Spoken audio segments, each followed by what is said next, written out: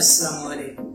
मेरा नाम हफीज़ हैदर है और मेरी है होम में एज अ क्लिनिकल साइकोलॉजिस्ट जो है अपनी ड्यूटी सर अंजाम दे रहा हूँ। जैसे कि आप सबको पता है 10 अक्टूबर को जो है वर्ल्ड मेंटल हेल्थ डे को सेलिब्रेट किया जाता है। अवेयरनेस प्रोवाइड की जाती है जितनी भी ज़हनी अमराज होती है उनके मुताबिक।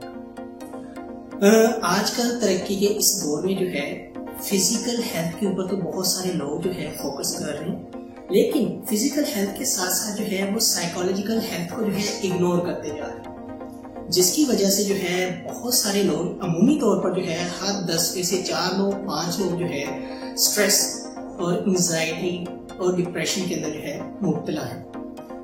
इस तरक्की याफ्ता दौर में जो है आगे बढ़ने की दौड़ के अंदर जो है हर कोई शामिल होना चाहता है, जिसकी वजह से उन्हें जो है बहुत सारी प्रॉब्लम को फेस करना पड़ता है। तो इसलिए मैं यही कहना चाहता हूँ आज के इस वीडियो मैसेज के अंदर कि हमें जो है अपनी फिजिकल हेल्थ के साथ साथ जो है हमें अपनी साइकोलॉजिकल हेल्थ के ऊपर जो है बड़ा फोकस करना चाहिए। जिस तरह जो है जिस्म की मुख्तलिफ बीमारियां होती हैं, ऐसे ही जो है जहन की भी जो है कुछ अमराज होती हैं, जिसकी वजह से इंसान की पर्सनल, सोशल, ऑक्यूपेशनल लाइफ जो है बेहद डिस्टर्ब हो जाती है। तो इसीलिए जो है जैसे जो है डॉक्टर जो है फिजिकल बीमारियों को ट्रीट करते हैं, ऐसे ही जो है साइकेट्रिस्ट और क्लिनिकल साइकोलॉजिस्ट भी जो है ट्रीटमेंट करते हैं ताकि ये बीमारियां जो है प्रॉपर्ली जो है मैनेजेबल हो सके। हमारे यहाँ कॉन्सेप्ट ये है कि अगर कोई प्रॉब्लम है तो उसका हल जो है अद्वियात है।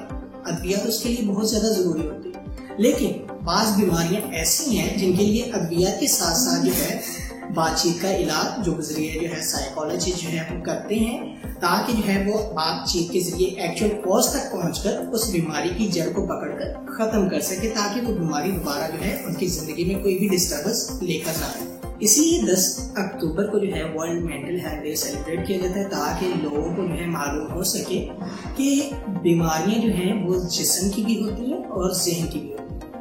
तो शुक्रिया, अल्लाह हाफिज़। अपना बहुत सारा ख्याल रखिएगा और दुआ में याद रखिएगा।